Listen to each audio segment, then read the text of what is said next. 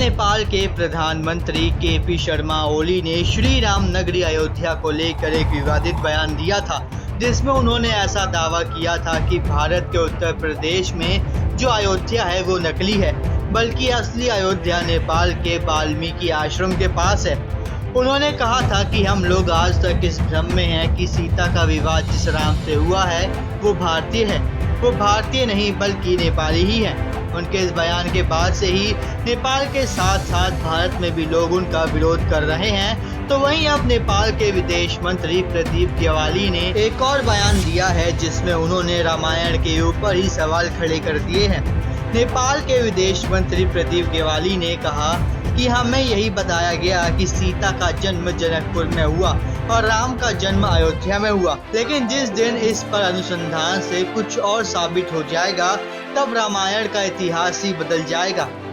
लोगों की भावना से जुड़ी हुई बातें हैं, इसलिए इस पर हम अभी बहुत कुछ नहीं बोलना चाहते हैं। जहाँ तक मैं समझता हूँ, रामायण सभ्यता की पुरातात्विक अध्ययन की पुष्टि करने के लिए हमारे पास अभी भी पर्याप्त प्रमाण नहीं है।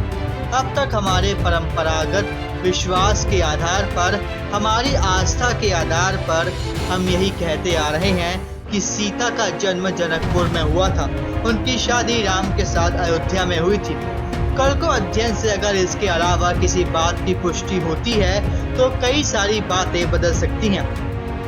जब तक दूसरे किसी तथ्य के द्वारा कोई और बात प्रमाणित नहीं हो जाती, तब तक ही हम इस बात को मानेंगे। ये सब बातें जनता की भावना से जुड़ी हुई है, इसलिए उसी हिसाब से पेश होना होता है। रामायण में चर्चा में रहे स्थान कहाँ है, इस बात पर दोनों देशों में अभी भी चर्चा चल रही है। इसके सांस्कृतिक भूगोल को अंतिम रूप देना अभी बाकी है। जैसे बुद्ध को लेकर हमारे पास लिखित और अन्य आधार पर पुष्टि करने का प्रमाण है, लेकिन रामायण को लेकर ऐसा नहीं है। बहरहाल ये तो सभी को समझ में आ रहा है कि नेपाल कैसे धीरे धीरे चीन के हाथों बिकता जा रहा है, और वो दिन दूर नहीं कि नेपाल भी चीनी भाषा बोलने लगेगा। इसी तरह की अपडेट सबसे पहले जानने के लिए हमारे चैनल को सब्सक्राइब करना बिल्कुल ना भूलें और बेल आइकन जरूर दबाएं, क्योंकि अगर आपने बेल आइकन नहीं दबाया तो हमारे इसी तरह की लेटेस्ट अपडेट आपसे छूट जाएंगे और आप बाकियों से पिछड़ जाएंगे। धन्यवाद।